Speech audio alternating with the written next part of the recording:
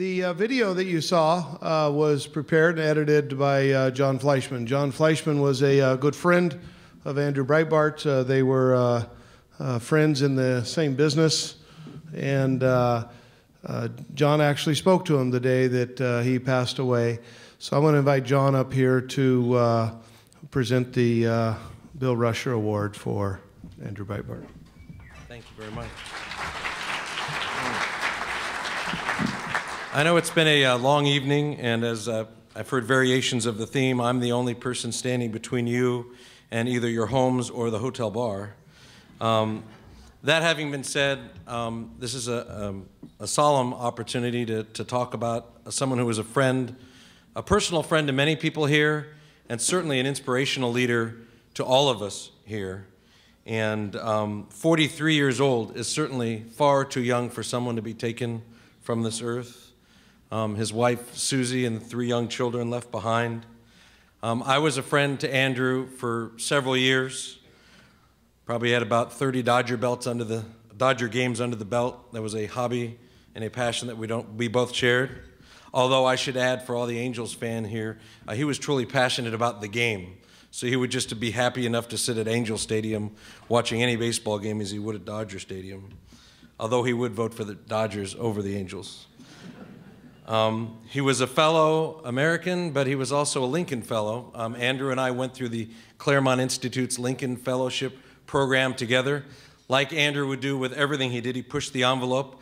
Brian Kennedy from the Claremont Institute calmly told everyone, welcome to a week of intense study about the life of Abraham Lincoln and the Founding Fathers. We will provide you with 15 minutes in the morning and 15 minutes in the afternoon for you to check your cell phone and to check your computer for email messages. For the entire next week, Andrew, of course, had an exemption as he was planning the entire assault from Acorn to take place the next week from his computer while he learned about Lincoln, Washington, and the founders.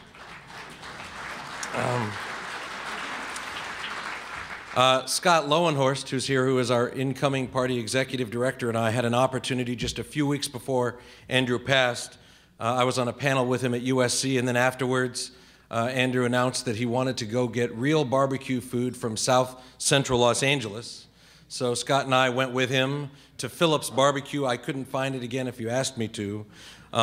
Somehow or another, because this was the life of Andrew, we ended up eating barbecue food in a McDonald's, watching the locals play chess.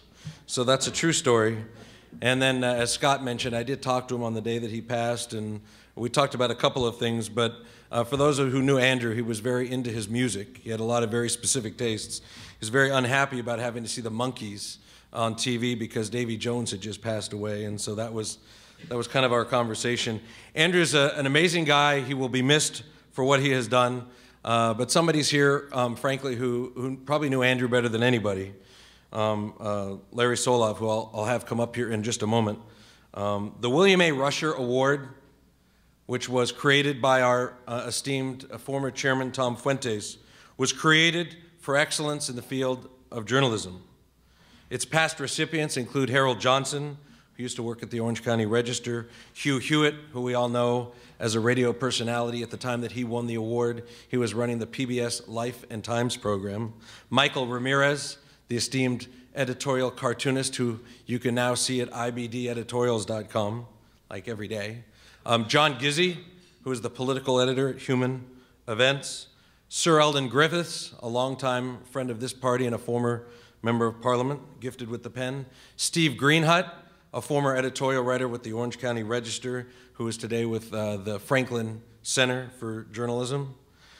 Mike Shelton, the late Mike Shelton, editorial cartoonist.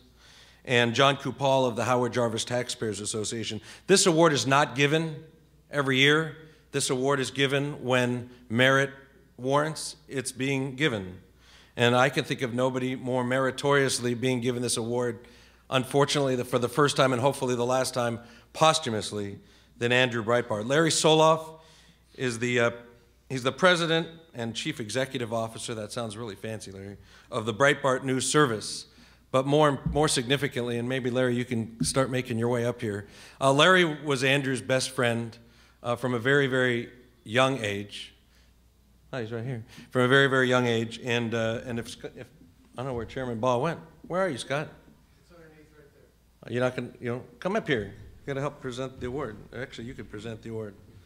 While he's making his way up here, this is the William A. Rusher Award for Excellence in Journalism, presented by the Republican Party of Orange County, presented to Andrew Breitbart,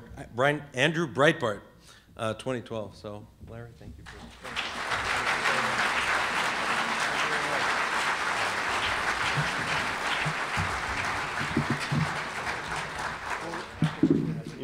She wants to do one picture. Okay, let's do this one. All right. Well, you're getting the award. You got to be in the middle. All right. Well, we've already messed up the order of things. Reference was made to my knowing Andrew for a long time. Just some of you know me, some of you don't, but I will just tell you that I knew Andrew all 43 years of his life. We were both adopted. We grew up next to each other on the same cul-de-sac till a year ago when his parents moved to an assisted living facility. Our parents lived next to each other. First, I'd like to thank the Orange County Republican Party for this really wonderful award. I'd like to thank Jon for arranging this, and Scott. This is really a great honor, and truthfully, Andrew really didn't do things for accolades. But I will just tell you on a very personal note, Andrew's left behind a wonderful wife, Susie, and 4 beautiful children. And especially the younger children who didn't get a chance to real-time see what their father did and understand it. I can't tell you on a personal level how much it means to me whenever Andrew gets an award such as this, because I think it will help his kids, especially his younger 2, understand what a truly great man he was and the impact he had on this world. Now, let me switch gears here for a second. A few days ago, I was reminded of a story I'd like to share with you. Also, by the way, thank you, Andrew Klavan, for the kind words. Andrew's a very good friend. And Jon Kahn, thank you very much for playing American Heart. Jon Kahn, in fact, was a conservative, or is a conservative in Hollywood in the songwriting and music business. And life was as Andrew Klavan described it for him. And he first started singing that song you just heard under a pseudonym, John David, because he didn't want his identity to be known in the music business. And about a year into working with Andrew, he's a dear friend of mine, a dear friend of Andrew's, he came out of the closet in a Wall Street Journal article and said, I, in fact, am not John David, although John David is, I think David's his middle name. I am Jon Kahn. I am a conservative. I'm a proud conservative. I'm the one that's been singing this song. And that shows a lot of courage, especially if you understand what Andrew was talking about. So I wanted to point that out. So the story I wanted to share with you was, I'm pretty sure it was CPAC, which happens in February every year of 2008. Andrew and I had just become business partners. So I told you we were friends, best friends our whole lives. I was a business litigator for 13 years, hold that against me or not. We had not begun publishing original content. There were no big sites. There had been no Acorn. There was no Anthony Weiner takedown. Andrew was only just beginning to come out from behind the Drudge Report and say, I have something to say in my own name. I need to say something and fight in my own name. The real point is Andrew was not yet a household name. So Andrew and I were at this fancy party at Eagle Publishing in Washington, D.C. We're in a big crowd, maybe 20 people, and as sometimes happens, people disperse and you're left with just 3 people in desperate need of an icebreaker. In this case, it's Andrew, me, and Senator Orrin Hatch. And Senator Hatch turns to Andrew and asks, and what do you do, sir? And Andrew turns to the senator and with a straight face says simply, earnestly, and proudly, I'm a husky male model.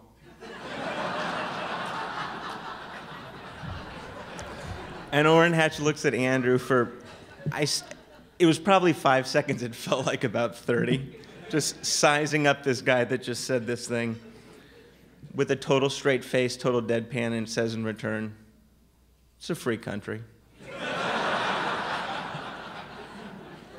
So there's not much point to that story except to just give you a little bit of a sense of who Andrew was, why he was so much fun, and what made him such a good journalist. He had an outside the beltway mentality. It was playfully irreverent at times, like I just told you. Sometimes it was an unbeholden contempt for the beltway and the political class and righteous indignation at all the right people. But what characterized Andrew and his journalism most was that Andrew, through and through, to the bottom of his soul, was a fighter. A bare-knuckled, barroom brawler without fear. And frankly, the conservative movement needed that. And we needed that. And journalism needed that. Andrew could not stand bullies. In fact, on more than one occasion, I heard him tell his eldest, Samson, who's 12, "I have one rule. If you ever see another kid being bullied, you go right up to the bully and you punch back. And if you get in trouble with the school, with the principal, with the teacher, you'll come home and you won't be in trouble with me." And that's how Andrew saw so much of the mainstream media and the institutional left for the bullies that they were. He had a walk through the fire attitude, a bring it on attitude toward the left, and almost seemed to welcome all the venom and the hatred that they spewed upon him. People started to say to me, "I think Andrew likes to be hated." Andrew didn't like to be hated. Nobody does. He loved absorbing the hate so that others didn't have to. What he loved was protecting people. You want to hate somebody? Fine, hate me. I can take it.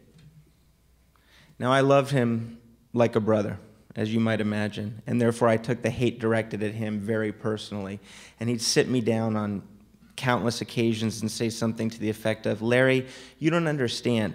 I have to absorb as many arrows as they shoot at me." And they shot all the time. They called him a racist, falsely calling him a racist, a sexist, a homophobe, crazy, hateful. You've all been called the same things. He said, I need to show people that all these arrows and false charges won't kill them. You can still be here standing, fighting. That they should not be afraid, and they have every right and more to hold true to their conservative beliefs. That's all you got? You call me a racist? So what? It doesn't make me one. We also knew, by the way, that that vitriol was kind of the price for success. But Andrew's voice lives on now at Breitbart News. So join us. We are putting out the news every day. We welcome all inputs. You are all citizen journalists, whether you know it or not, and that's what Andrew is passionate about, citizen journalism. I also know this. Andrew would be proud that he achieved one of the things he fought hardest for, which is more voices, not less. And that as a place in the history books, as a patriot, a cultural warrior, as someone who fought to preserve what is great in us and great in this country. Again, thank you on behalf of Andrew's family and posthumously Andrew, the Orange County Republican Party. I will make sure his family, Susie, and 4 young kids receive this. I thank you on behalf of Andrew Breitbart.